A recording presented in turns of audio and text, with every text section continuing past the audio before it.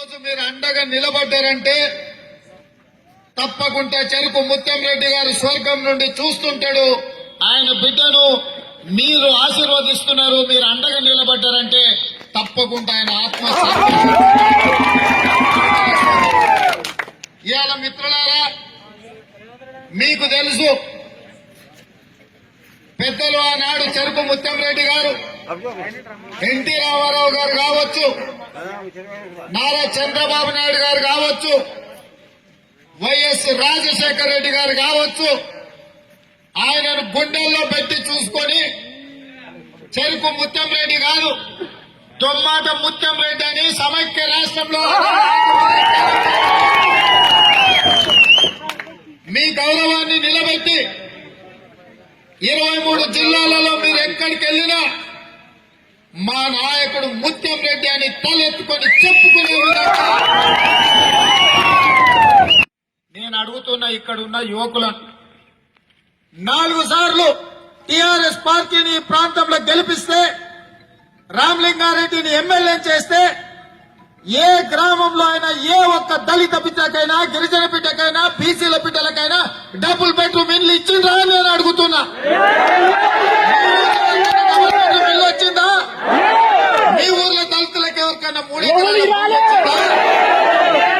మీ చదువుకున్న బిడ్డలకు ఎవరికైనా ఉద్యోగం వచ్చిందా? ఈడ ఉన్న రైతులకు ఎవరికైనా ₹1,00,000 రుణమాఫీ జరిగిందా?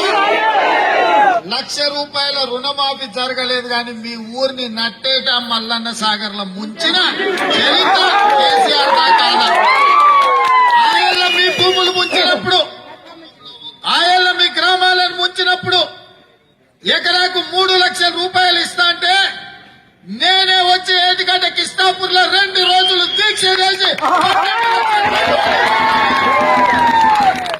మీకోసం కొట్లాడిన బిడ్డగా ఈరోజు మీకు చేతులెత్తి దండం పెట్టి విజ్ఞప్తి చేస్తున్నా.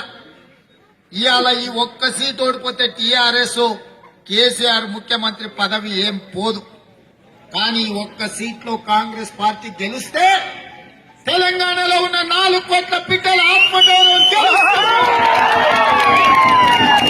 కోసం కాంగ్రెస్ పార్టీని గెలిపించండి. మీ బిడ్డను మీరు ఆశీర్వదించండి. మీ గ్రామం మొత్తం ఏకగ్రీవ తీర్మానం చేయండి. కాంగ్రెస్ పార్టీకి చెరుకు శ్రీనివాస్ రెడ్డికి ఒక్క ఓటు కూడా పక్కకు పోనీయకుండా ఇవాళ మీ బిడ్డకు మీరు ఓటు వేసుకోండి. ఈ ఊర్లో భూమి లేని నిరుపేదలకు, కుల వృత్తులకు, చేతి వృత్తులకు, రైతు కూలీలకు నష్ట పరిహారం ఇవ్వాలి, ప్యాకేజీ ఇవ్వాలని చెప్పి కోర్టులో కేసులేసి మీకు అండగా నిలబడ్డ మీ బిడ్డ చెరుకు శ్రీనివాస్ రెడ్డిని గెలిపించాల్సిందిగా. ఇవాళ మిత్రులారా, భూమి పోయింది, ఊరు మిగిలింది. కానీ ఊర్లల్లో, ఇండ్లల్లో, బాత్రూంలలో నీళ్లు పైకి వస్తున్నాయా లేదా ఒక్కసారి ఆలోచించండి. మరి ఇవాళ మనం ఉంటున్న ఇళ్లల్లో బాత్రూంల నుంచి ఉల్టా నీళ్లు పైకి వస్తున్నాయంటే ఎవడన్నా వచ్చి మనల్ని అడిగిండా? ఈ హరీష్ రావు వచ్చిండా? ఈ కేసీఆర్ వచ్చిండా? మరి ఇవాళ హరీష్ రావు అంటున్నాడు, నేను సిద్దిపేటను అదే విధంగా ఈ దుబ్బాకను 2 కళ్ళలాగా చూసుకుంటాను. మరి 2 కళ్ళలాగా చూసుకున్నట్టు నేను అడుగుతున్న హరీష్ రావు గారు, రా తుక్కాపూర్కి ఇల్లు తిరుగు, బాత్రూంలలో నీళ్లు ఉప్పికి వస్తున్నాయి కదా, ఏం నష్టపరిహారం ఇస్తావో ఇచ్చిన తర్వాత ఓటు అడగమని చెప్పి ఇక్కడున్న యువకులందరూ నిలదీయాల్సిందిగా కోరుకుంటూ,